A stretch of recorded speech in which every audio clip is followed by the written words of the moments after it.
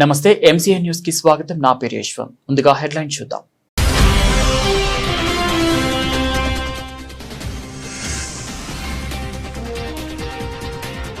జన సైనికుని కుటుంబానికి ఆర్థిక సహాయం.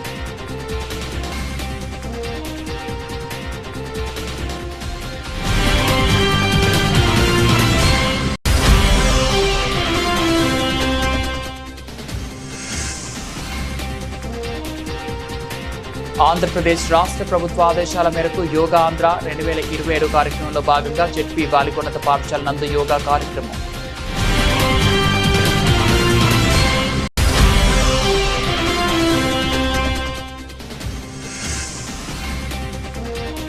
మంగినపూడి బీచ్ లో ఘనంగా యోగాంధ్ర.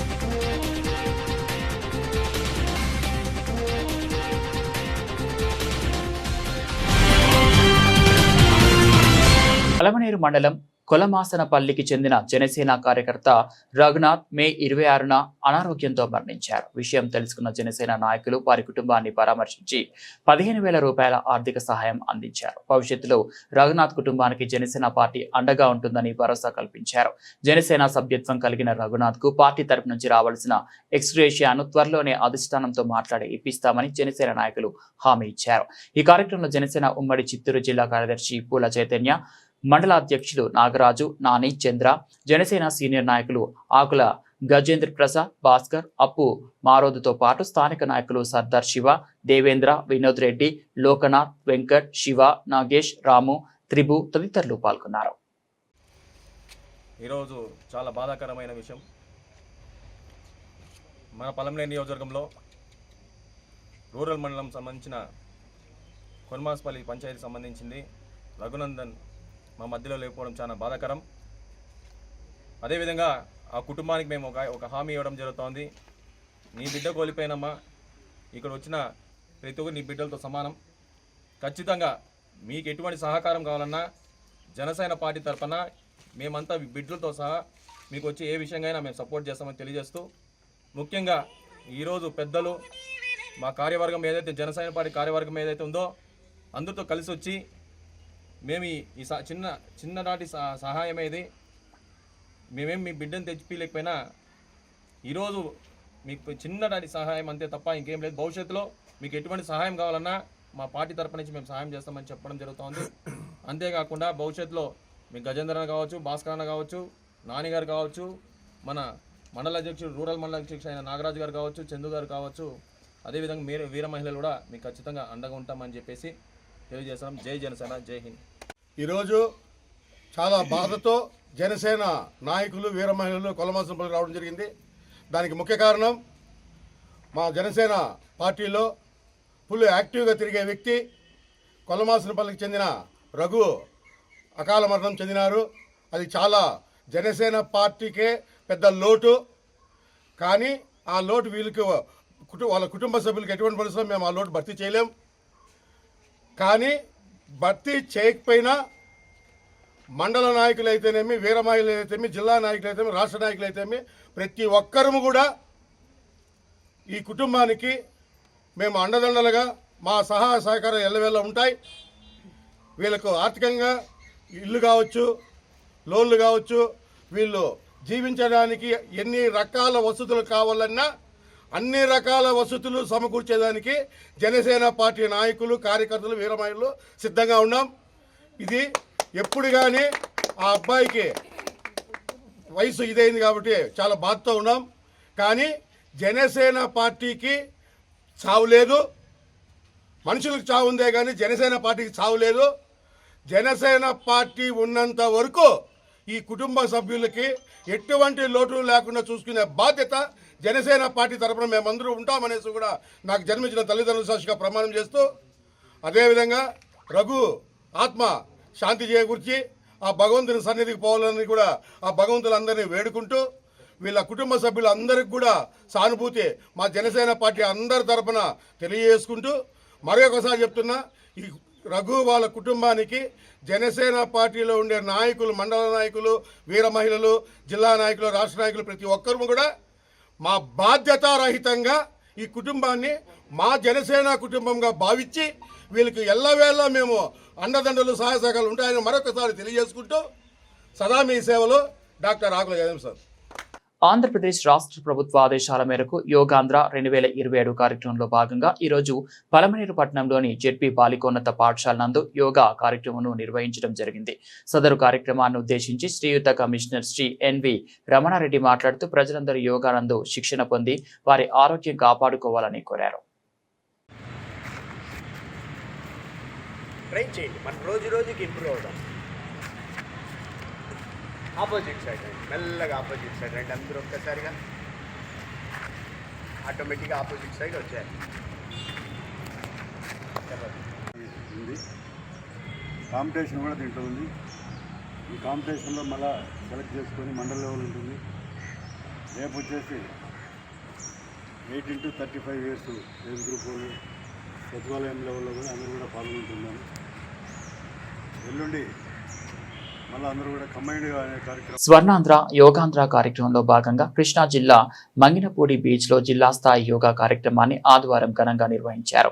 జిల్లా ఆయుష్ విభాగం ఆధ్వర్యంలో జరిగిన ఈ కార్యక్రమానికి రాష్ట్ర గనుల శాఖ మంత్రి కొల్లు రవీంద్ర, ఏపీఎస్ఆర్టీసీ చైర్మన్ కొనకళ్ళ నారాయణరావు ముఖ్య అతిథులుగా హాజరయ్యారు. భారత ప్రధాని నరేంద్ర మోడీ స్ఫూర్తితో 12వ అంతర్జాతీయ యోగా పక్షోత్సవాలను జూన్ 7 నుంచి 21 వరకు రాష్ట్ర వ్యాప్తంగా పండుగ వాతావరణంలో నిర్వహిస్తున్నట్లు తెలిపారు.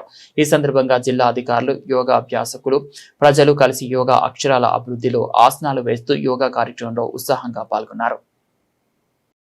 అంతర్జాతీయ యోగా దినోత్సవం జూన్ 21వ తారీఖు 2014 నుంచి ప్రధానమంత్రి నరేంద్ర మోడీ గారు ఆ రోజున ప్రపంచ వ్యాప్తంగా యోగా డేగా మనం చేసుకున్న ఆ రోజు నుంచి మరి గత సంవత్సరం కూడా పెద్ద ఎత్తున రాష్ట్ర వ్యాప్తంగా ప్రతి ఒక్కరు కూడా దీంట్లో భాగస్వాములు కావాలి. అటు శారీరక, మానసిక దృఢత్వానికి చాలా అవసరం అని చెప్పి గౌరవ ముఖ్యమంత్రి చంద్రబాబు నాయుడు గారు పిలుపునివ్వరు. ప్రధానమంత్రి గారు కూడా ఆ కార్యక్రమాన్ని ఆహ్వానించి దగ్గర నెల రోజుల పాటు పెద్ద ఎత్తున లక్షలాది మంది ఈ యోగాలో పాల్గొనడం కూడా జరిగింది. అలాగే ప్రధానమంత్రి గారు వచ్చిన రోజు విశాఖపట్నం సముద్ర తీరంలో దాదాపు 5.5 లక్షల మంది పైనే ఆ రోజున అక్కడ ఏక సమయంలో మొత్తం యోగా కార్యక్రమంలో పాల్గొనడం కూడా జరిగింది. మరి ఆ సందర్భంలో మన మచిలీపట్నంలో కూడా మన పెద్ద ఎత్తున యోగా చేసుకోవడం జరిగింది మంగినపూడి బీచ్లో. ఈరోజు జిల్లా కలెక్టర్ గారి ఆధ్వర్యంలో ఈ 15 రోజుల పాటు జరిగే కార్యక్రమాల్లో ఈరోజు మంగినపూడి బీచ్లో ఈ కార్యక్రమాన్ని చేయటం జరిగింది. గౌరవనీయులు కొనకళ్ళ నారాయణ గారు, అలాగే బండి రామకృష్ణ గారు, ఇతర పెద్దలందరూ కూడా రావడం కూడా జరిగింది. పెద్ద ఎత్తున మహిళలు, యువత తెల్లవారుజాము నుంచి వచ్చి ఇక్కడ వాళ్ళు ఈ యోగాలో పాల్గొనడం చాలా శుభారంభం.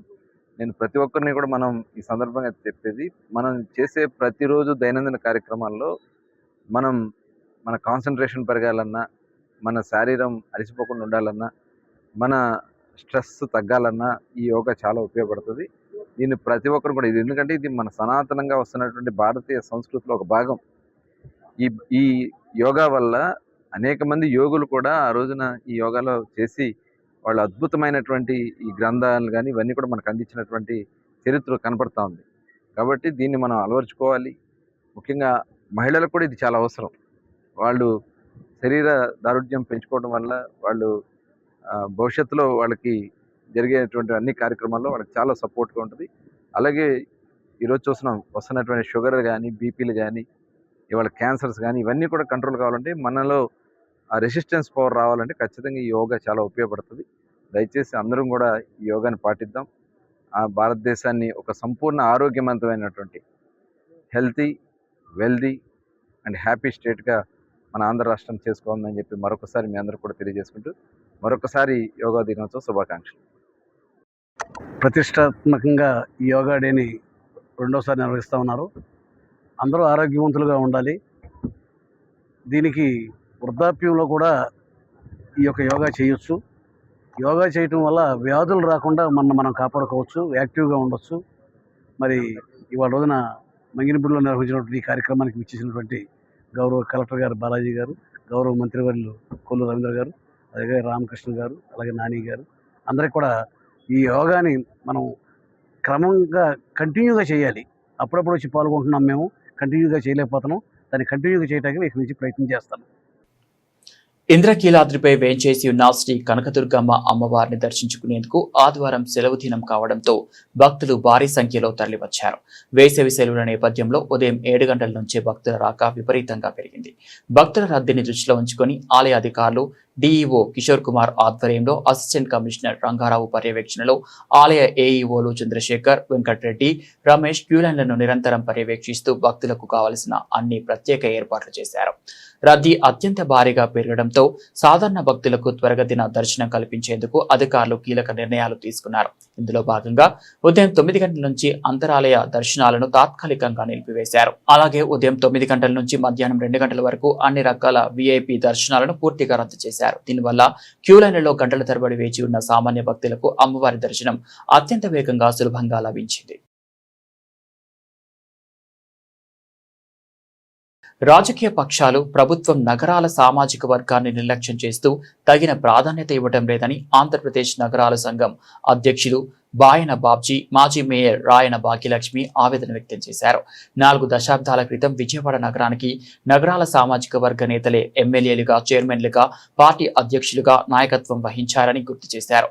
రానున్న రోజులలో అన్ని రాజకీయ పార్టీలు నగరాల సామాజిక వర్గానికి మంచి పదవులు కేటాయించాలని, దీనికోసం ఆంధ్రప్రదేశ్ నగరాల సంఘం తరపున బలమైన కార్యాచరణ రూపొందిస్తామని స్పష్టం చేశారు. విజయవాడ లెనిన్ సెంటర్లోని ఒక హోటల్ నందు ఆంధ్రప్రదేశ్ నగరాల సంఘం ఆధ్వర్యంలో ఆంధ్రప్రదేశ్ నగరాల సమాజ ఆత్మ గౌరవ ఐక్యత అభ్యున్నతి మహా రౌండ్ టేబుల్ సమావేశం నిర్వహించారు. సంఘం రాష్ట్ర అధ్యక్షులు బాయన బాబ్జీ, ప్రధాన కార్యదర్శి పోతిన వెంకటేశ్వర స్వామి నేతృత్వంలో జరిగిన ఈ సమావేశంలో రాష్ట్రంలోని వివిధ జిల్లాలతో పాటు తెలంగాణకు చెందిన నగరాల సామాజిక వర్గ ప్రతినిధులు, ప్రముఖులు పెద్ద సంఖ్యలో పాల్గొన్నారు.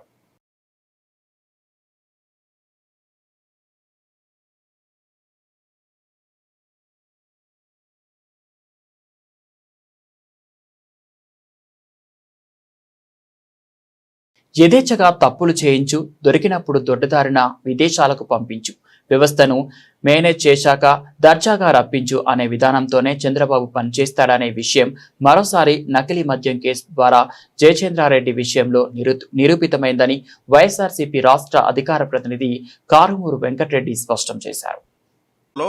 మొలకల చెరువు దగ్గర తెలుగుదేశం పార్టీ కూటమి అభ్యర్థిగా పోటీ చేసినటువంటి తెలుగుదేశం పార్టీ ఇన్ఛార్జిగా ఉన్నటువంటి ఏదైతే దాసరిపల్లి జయచంద్రారెడ్డి, అతను బామర్ది అయినటువంటి గిరిధర్ రెడ్డి, జనార్దన్ రావు, ఇలా కొంతమంది అక్కడ నకిలీ మద్యం ప్లాంట్ని అక్కడ ఏర్పాటు చేసి నకిలీ మద్యాన్ని ఆ చుట్టుపక్కలతో పాటు రాష్ట్ర వ్యాప్తంగా ఉన్నటువంటి మద్యం దుకాణాలకి, బెల్ట్ షాపులకి సప్లై చేసి ప్రజల ప్రాణాలను తీసేటటువంటి కార్యక్రమం ఒకవైపు చేసి, ఇంకోవైపు దాని ద్వారా వచ్చినటువంటి డబ్బుల్ని చిన్నబాబు పెద్దబాబుకి పంపించేటటువంటి కార్యక్రమం చేసి, అది ఒక ఎక్సైజ్ సిఏగా అక్కడ ఉన్నటువంటి ఒక ఎక్సైజ్ సిఏ లేడీ ఎవరైతే హేమబిందు ఆమె రైడ్ చేసి పట్టుకున్నటువంటి సందర్భంలో బయటకు వచ్చింది. ఈ సంఘటన జరిగింది అక్టోబర్ 3, 2025, అంటే దాదాపు 8 నెలల క్రితం ఈ సంఘటన జరిగింది. 8 నెలల క్రితం జరిగినటువంటి ఈ కల్తీ మద్యం కేసులో ప్రధాన నిందితుడు ఎవరు? జయచంద్రారెడ్డి అనేటటువంటి తెలుగుదేశం పార్టీకి సంబంధించినటువంటి ఇన్ఛార్జ్. అలానే ఆయన బామర్ది గిరిధర్ రెడ్డి. ఆ తెలుగుదేశం పార్టీలో ఉన్నటువంటి ఇంకో వ్యక్తి కట్టా సురేందర్ నాయుడు. ఈ కట్టా సురేందర్ నాయుడు అయితే 2 మర్డర్ కేసుల్లో జైలు శిక్ష అనుభవించి అతను క్షమాభిక్ష పెట్టి, తెలుగుదేశం పార్టీ నాయకుడు కాబట్టి వాళ్ళ ప్రభుత్వంలోనే క్షమాభిక్ష పెడితే బయటకు వచ్చినటువంటి వ్యక్తి. ఈ జయచంద్రారెడ్డి, ఈ కట్టా సురేందర్ నాయుడు, లేదంటే ఈ గిరిధర్ రెడ్డి, ఈ వ్యక్తులంతా, ఈ తెలుగుదేశం పార్టీకి సంబంధించినటువంటి ఈ వ్యక్తులంతా కల్తీ మద్యం ప్లాంట్ని అక్కడ పెట్టి తయారు చేసి రోజుకి 20,000 బాటిళ్లు ఏదైతే సప్లై చేసి దాదాపు 1 సంవత్సర కాలంలో చూస్తేనే మీకు 5,280 కోట్ల రూపాయలు కొల్లగొట్టినటువంటి దుర్మార్గులు. ఈ 5,280 కోట్లు ఒక్క జయచంద్రారెడ్డో లేదంటే కేంద్రంలోని బీజేపీ ప్రభుత్వం, రాష్ట్రంలోని వైసీపీ ప్రభుత్వం ఒకే విధమైన విధానాలను అనుసరిస్తున్నాయని సిపిఐఎం రాష్ట్ర కార్యదర్శి వి శ్రీనివాసరావు విమర్శించారు. పార్టీ రాష్ట్ర కమిటీ నిర్వహించిన ప్రెస్ కాన్ఫరెన్స్ లో ఆయన మాట్లాడుతూ, పార్లమెంట్లో మోదీ ప్రభుత్వ బిల్లులను లోపల మద్దతు ఇస్తూ బయట వ్యతిరేకిస్తున్నట్లు వైసీపీ నటిస్తుందని ఆరోపించారు. రాష్ట్ర రాజకీయాలపై ఆయన స్పందిస్తూ, కేంద్రంలో బీజేపీకి వైసీపీ, రాష్ట్రంలో బీజేపీకి టీడీపీ మద్దతు ఇస్తున్నాయని, ఇరు పార్టీలు తమ రాజకీయ లబ్ధి కోసం అవకాశవాద వైఖరిని అవలంబిస్తున్నాయని ధ్వజమెత్తారు. కూటమి ప్రభుత్వం ఏర్పడి రేపటికి 2 సంవత్సరాలు పూర్తవుతుంది. రెండోసారి 2 సంవత్సరాలు. అంతకుముందు 5 ఏళ్ళు రాష్ట్ర విభజన తర్వాత ఉన్నది మనందరికీ తెలుసు. మధ్యలో వైఎస్ఆర్ కాంగ్రెస్ 5 ఏళ్ళు, ఇప్పుడు మరలా టీడీపీ కూటమి బీజేపీ జనసేనతో కలిసి మరో 2 ఏళ్ళు ఇప్పుడు పరిపాలన పూర్తయింది. ఈ 2 ఏళ్ల సందర్భంగా వాళ్ళు బహిరంగ సభలు పెద్ద ఎత్తున పెడతామని, రాష్ట్రంలో 2 ఏళ్ల పాలనతో పాటు కేంద్రంలో 12 ఏళ్ల పాలన, పుష్కరకాల పాలన, దీని మీద కూడా ప్రచారం చేస్తాం, ప్రజల్లోకి తీసుకెళ్తామని అంత హడావుడిగా చేస్తూ ఉన్నారు. మేము ఈ సందర్భంలో కొన్ని ప్రశ్నలు అడగదలిచాం. ఈ 2 ఏళ్లలో ఏం సాధించారని మీరు ప్రజల్లోకి వెళ్ళి చెప్పుకుంటారు? ఎంఓయూలు చేసుకున్నామనే, హామీల మీద హామీలు ఇచ్చామనే, గర్జనల మీద గర్జనలు చేస్తున్నామనే, లేదా ప్రధానమంత్రిని తీసుకొచ్చి రాష్ట్రం అంతా తిప్పి సభలు పెడుతున్నామనే? ఈ 2 ఏళ్లలో సాధించింది ఏమిటి? కేంద్రంలో 12 సంవత్సరాలు అధికారంలో ఉన్న బీజేపీ ఈరోజు వీధుల్లో పడిపోయింది. యువత పెద్ద ఎత్తున ఢిల్లీలో ఈరోజు గర్జిస్తున్నారు. నీ పాలన పనికిరాదు, నీ మంత్రి పరీక్షల నిర్వహణలో 70 సార్లు, ఈ 6 ఏళ్లలో 70 సార్లు పరీక్ష పేపర్ లీక్ అయినాయి, ఇది ఒక పనికిమాలిన ప్రభుత్వం, ధర్మేంద్ర ప్రధాన్ రాజీనామా చేయిస్తావా లేకపోతే నువ్వే తప్పుకుంటావా అని గర్జించేటువంటి పరిస్థితి వచ్చింది. ఒక కొత్త వెల్లువ ఈరోజు యువతరంలో కనిపిస్తుంది. ఈ మోడీ వ్యతిరేక వెల్లువ ఈరోజు దేశం మొత్తాన్ని ఊపేస్తుంటే, ఈ 12 ఏళ్ళు మా ఘనత అన్నట్టుగా ఇప్పుడు చంద్రబాబు నాయుడు గారు మోడీని భుజాన వేసుకొని మోయటానికి ఇక్కడ సిద్ధపడుతున్నారు. అందుకని ఈ 2 ఏళ్లలో వీళ్ళు సాధించింది ఏమీ లేదు. మొత్తం పరిపాలన అంతా కూడా గాడి తప్పింది. ముఖ్యమంత్రి గారే ఎమ్మెల్యేలకు వార్నింగ్ ఇస్తాడు బహిరంగంగా, ముఖ్యమంత్రి గారే అధికారులకు వార్నింగ్ ఇస్తాడు బహిరంగంగా, ముఖ్యమంత్రి గారు ఆవేదన వ్యక్తం చేస్తారు మేము చేసిన నిర్ణయాలు అమలు కావటం లేదని. ఇవన్నీ ఏమిటి, దేన్ని ప్రతిబింబిస్తున్నాయి అంటే ప్రభుత్వ యొక్క వైఫల్యాన్నే ప్రశ్నిస్తున్నాయి. అందువల్ల డబుల్ ఇంజన్ సర్కార్ అని కేంద్రంలో రాష్ట్రంలో ఇద్దరం మేమే ఉంటే నిధుల మీద నిధులు వచ్చేసి రాష్ట్రం అంతా కూడా స్వర్ణాంధ్రప్రదేశ్ బంగారమయం చేసేస్తామన్నట్టుగా చెప్పుకున్నటువంటి మాటలకి.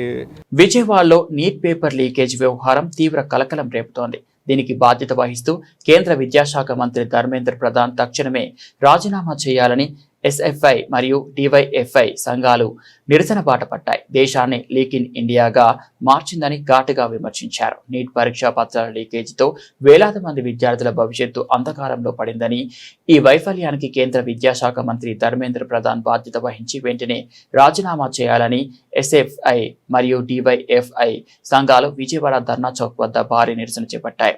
ఈ సందర్భంగా ఎస్ఎఫ్ఐ రాష్ట్ర కార్యదర్శి ప్రసన్న కుమార్ మాట్లాడుతూ, బీజేపీ ప్రభుత్వం అధికారంలోకి వచ్చిన తర్వాత గత 12 ఏళ్లలో దాదాపు 89 పరీక్షల పేపర్లు లీక్ అయ్యాయని, 48 పరీక్షలను తిరిగి నిర్వహించాల్సి వచ్చిందని ఆరోపించారు. ప్రసన్న కుమార్, ఎస్ఎఫ్ఐ రాష్ట్ర కార్యదర్శి. నీట్ పరీక్షా పేపర్ లీకేజీకి వ్యతిరేకంగా పరీక్షా విధానాన్ని రద్దు చేయాలని, అదేవిధంగా నీట్ పరీక్షా పేపర్ లీకేజీ బాధ్యత వహిస్తూ కేంద్ర విద్యాశాఖ మంత్రి ధర్మేంద్ర ప్రధాన్ రాజీనామా చేయాలని ఈరోజు ధర్నా చౌక్లో నిరసన కార్యక్రమం చేపట్టడం జరుగుతున్నది. ఈరోజు గత 12 ఏళ్ల కాలంలో బీజేపీ అధికారంలోకి వచ్చిన తర్వాత కేంద్ర ప్రభుత్వం నిర్వహించేటువంటి పరీక్షలు 89 పరీక్షా పేపర్లు లీకేజ్ అయినాయి. 48 పరీక్షలకి రీ ఎగ్జామ్ని కండక్ట్ చేశారు. ఈ విద్యా సంవత్సరం నీట్ పరీక్షా పేపర్ లీకేజ్ అయింది. దాదాపు 23 లక్షల మంది విద్యార్థుల భవిష్యత్తుని సంక్షోభంలోకి నెట్టివేసింది. ఈరోజు ఎంబీబీఎస్ ఎంట్రన్స్ పరీక్ష రాయాలి అంటే ఉదయాన్నే లేచి ఎప్పుడో 4 గంటలు లేచి రాత్రింబవళ్ళు చదువుకునేటువంటి విద్యార్థులు అంత కష్టపడి పరీక్ష రాస్తే పేపర్ లీకేజ్ అయింది. రద్దు చేస్తే చాలా వాళ్ళు మానసిక క్షోభకి ఈరోజు గురయ్యారు. ఆ మానసిక క్షోభకు గురయ్యి 22 మంది విద్యార్థులు ఆత్మహత్య చేసుకున్నారు. ఆకాంక్ష చతుర్వేది అనే విద్యార్థిని వాళ్ళ అమ్మా నాన్నకి లేఖ కూడా రాసింది. నేను ఈ ఎంట్రన్స్ పరీక్ష చాలా బాగా రాశాను, ప్రభుత్వ మెడికల్ కాలేజీలో సీట్ వస్తుందని భావించాను, కానీ పరీక్షా పేపర్ లీకేజ్ అవడం వల్ల, పరీక్ష రద్దు అవడం వల్ల నేను మరలా ఇంకో పరీక్ష రాయలేను, అంత ఒత్తిడి తీసుకోవాలని ఆత్మహత్యకి పాల్పడి మరణించింది. ఈ మరణాలన్నిటికీ కేంద్ర ప్రభుత్వం బాధ్యత వహించాలి. విద్యాశాఖ సరిగ్గా 12 ఏళ్ల క్రితం నరేంద్ర మోడీ గారు బ్లాక్ మనీని తెచ్చి ఇండియాలో నిరుద్యోగులకు ఇస్తామన్నారు. అట్లాగే 2 కోట్ల ఉద్యోగాలు ప్రతి ఏటా అన్నారు. అదన్న ఒక సంవత్సరానికే మేక్ ఇన్ ఇండియా అన్నారు. కానీ ఈరోజు లీక్ ఇన్ ఇండియాగా మార్చిన పరిస్థితి వచ్చింది. దేశంలో సగటున 10 పేపర్లు లీకేజ్ అవుతున్నట్లుగా ఈరోజు నివేదికలు వస్తున్నాయి, అర్థమవుతుంది. ప్రతి ఏటా నోటిఫికేషన్లు ఇవ్వడం లేదు కానీ నిరుద్యోగులకు ప్రతి ఏటా 10 పేపర్లు మాత్రం లీకేజ్ చేస్తా ఈరోజు విద్యార్థి లోకాన్ని అస్తవ్యస్తం చేసే ప్రయత్నం ఈరోజు కేంద్ర ప్రభుత్వం చేస్తూ ఉంది. ధర్మేంద్ర ప్రధాన్ గారు విద్యాశాఖ మంత్రి చాలా సున్నితంగా దాని మీద స్పందిస్తున్నారు. చాలా సింపుల్గా జరుగుతాయి ఇట్లాంటివన్నీ అంటున్నాడు. కనీసం సిగ్గు శరం ఉంటే ఇప్పటికైనా నరేంద్ర మోడీ గారు మొన్న మన్ కీ బాత్లో మాట్లాడారు. కనీసం దీని గురించి ఒక్క మాట అన్నా మాట్లాడతారు కదా అనుకున్నారు. కానీ ఎండాకాలంలో మీరు స్విమ్మింగ్ చేయండి, ఎండాకాలంలో మామిడి పండ్లు బాగుంటాయి తినండి అని చెబుతున్నాడు. ఇట్లాంటి సూక్తులు చెప్తూ ఈరోజు మొత్తం దేశాన్ని ఈరోజు నయవంచన చేస్తున్నాడు నరేంద్ర మోడీ. అందుకనే మేక్ ఇన్ ఇండియా కాదు, ఇది లీక్ ఇన్ ఇండియాగా మార్చిన పరిస్థితి వచ్చింది. రాబోయే రోజుల్లో ఈరోజు ఇదివరకు రాష్ట్రాల్లో ఉండేటువంటి దాన్ని నీటు రాష్ట్రాలకు ఇస్తే ఏంటి అభ్యంతరం? మొత్తంగా ఇదేదో వీళ్ళేదో పొడిచినట్టుగా 24 లక్షల మంది జీవితాలు ఇప్పటికే దాదాపు 8-9 మంది అనేక రాష్ట్రాలు విద్యార్థులు ఆత్మహత్యలు చేసుకున్నారు. అందుకనే రాష్ట్రాలకు అప్పచెప్తే వాళ్ళేదో కింద మీద పడతారు. చేతగాని దద్దమ్మ ప్రభుత్వం, మోడీ ప్రభుత్వం అన్యాయంగా విద్యార్థుల జీవితాలను నాశనం చేస్తోంది. లక్షలాది కుటుంబాలు ఈరోజు రోడ్ల మీద పడిన పరిస్థితి వచ్చింది. అట్లాగే ఈరోజు సిబిఎస్ఈ డైరెక్టర్ నిన్న ఏదో రాజీనామా చేసినట్టుగా వస్తుంది. సిగ్గుపడాలా? 11 లక్షల మంది వాళ్ళు ఓఎంఆర్ సీట్. రాష్ట్ర వ్యాప్తంగా ప్రభుత్వం ప్రతిష్టాత్మకంగా నిర్వహించనున్న సమగ్ర ఓటర్ సర్వేపై విజయవాడలో ప్రత్యేక అవగాహన సభ జరిగింది. బందరులాకుల వద్ద ఉన్న స్వతంత్ర సమరయోధుల భవనంలో నిర్వహించిన ఈ కార్యక్రమంలో మేధావులు, ప్రజా సంఘాల ప్రతినిధులు పాల్గొని ఓటర్ నమోదు ప్రక్రియపై చర్చించారు. ఆంధ్రప్రదేశ్లో ఈ నెల 15వ తేదీ నుంచి జూలై 14వ తేదీ వరకు సమగ్ర ఓటర్ సర్వే నిర్వహించనున్న నేపథ్యంలో విజయవాడలో అవగాహన సభను ఏర్పాటు చేశారు. ఓటర్ల జాబితా తయారీలో ఎలాంటి లోపాలు లేకుండా పారదర్శకంగా ప్రక్రియ కొనసాగేందుకు ప్రజల్లో చైతన్యం కల్పించడమే ఈ సమావేశం ప్రధాన ఉద్దేశంగా నిర్వాహకులు తెలిపారు.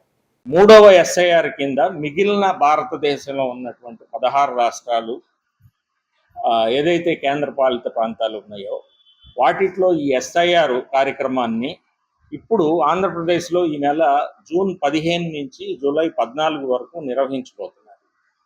మొదటి విడతలో సరిగా అవగాహన లేకుండా చేసిన తప్పుల్ని రెండో విడతలో సరి చేసుకోవడానికి చాలా రాష్ట్రాలు ప్రయత్నం చేసింది.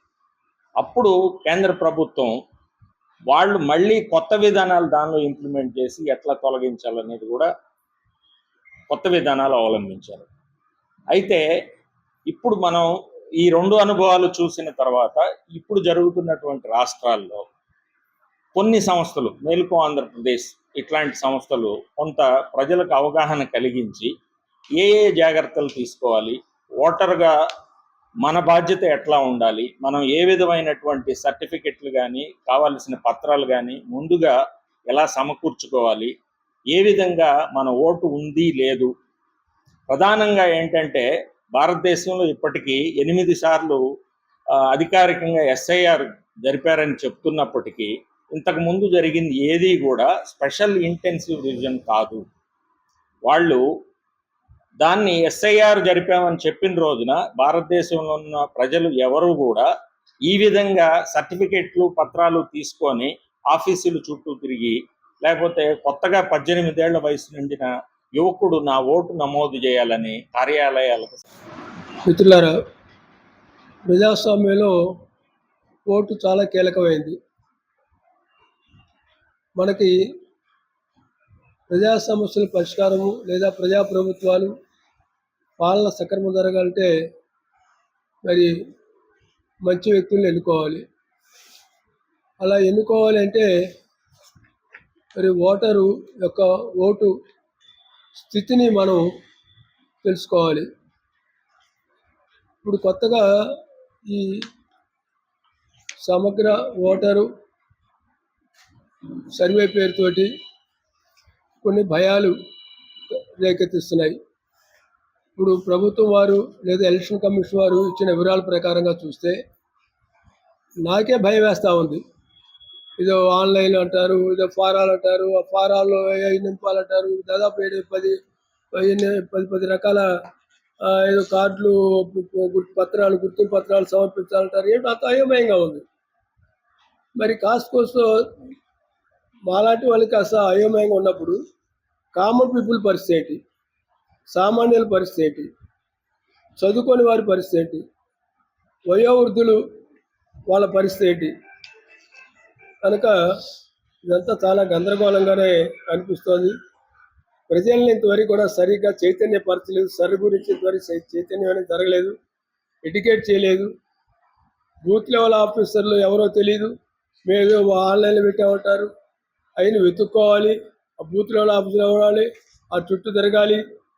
ఇవన్నీ సాధ్యమయ్యే పరిస్థితి పెద్దవాళ్ళకి లేదా పనులు చేస్తున్న వాళ్ళకి, రోజువారీ పనులు చేస్తున్న ఎలా సాధ్యపడుతుంది?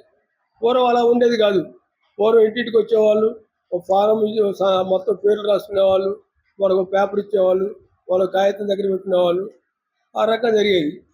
ఇప్పుడు ఏంటంతా అయోమయంగా ఉంది. ఎందుకంటే నేను కూడా దాదాపు 1967 నుంచి ఎన్నికల ప్రక్రియలో భాగస్వామినే.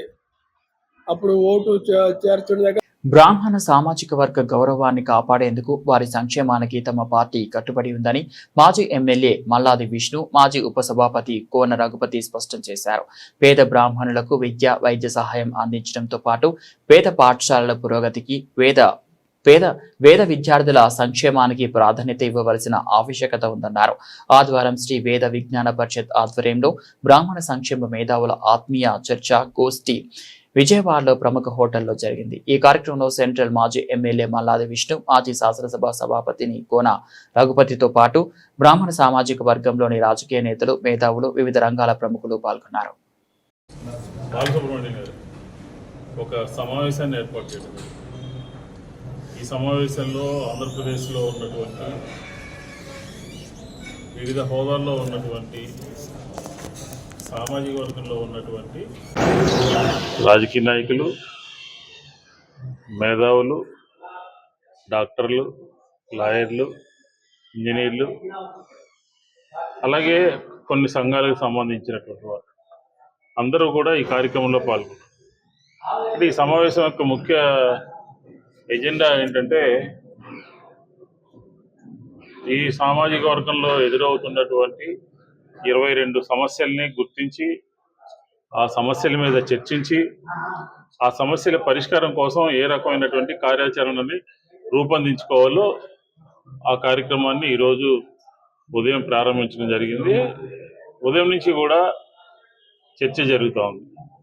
కొంతమంది పేదరికంలో ఉన్నటువంటి బ్రాహ్మణుల యొక్క స్థితిగతులు మరింతగా మెరుగుపడాలంటే, విద్య వైద్యం అందాలంటే, అంత్యక్రియలకు సంబంధించినటువంటి కార్యక్రమాలు సహాయ సహకారాలు ఉండాలంటే, ఇలాగా అలాగే వేద అధ్యయనానికి సంబంధించి వేద పాఠశాలల యొక్క పురోగతి ఏ రకంగా ఉండాలి, వేద విద్యార్థులకి ఏ రకమైనటువంటి కార్యక్రమాలు తీసుకోవాలి. బులెటిన్ ముగించే ముందు హెడ్లైన్స్ మరోసారి.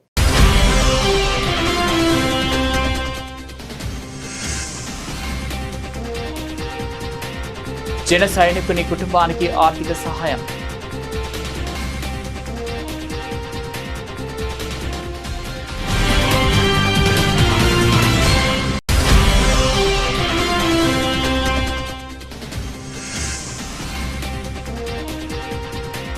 ఆంధ్రప్రదేశ్ రాష్ట్ర ప్రభుత్వ ఆదేశాల మేరకు యోగా ఆంధ్ర 2027 కార్యక్రమంలో భాగంగా జెడ్పీ బాలికోన్నత పాఠశాల నందు యోగా కార్యక్రమం.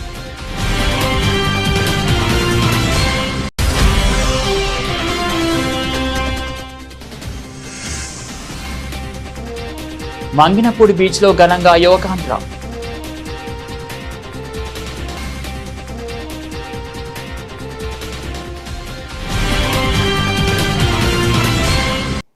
ఇవి బులెటిన్ అప్డేట్స్. మరో బులెటిన్లో మళ్ళీ కలుద్దాం.